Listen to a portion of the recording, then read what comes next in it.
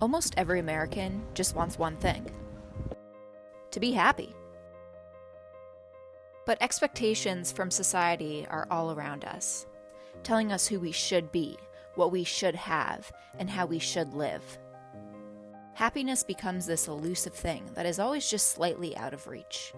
No one ever teaches us how to be happy with what we have today and where we're at today. And most of us go about our days just doing okay in order to fit into these expectations. But there are Americans who have found happiness. Everyday people who are waking up excited for their lives, have fulfilling relationships, and feel purpose and drive each day. And it's about time we heard from them. Join me in the journey across America, learning how everyday Americans reach happiness and fulfillment, and how you can too.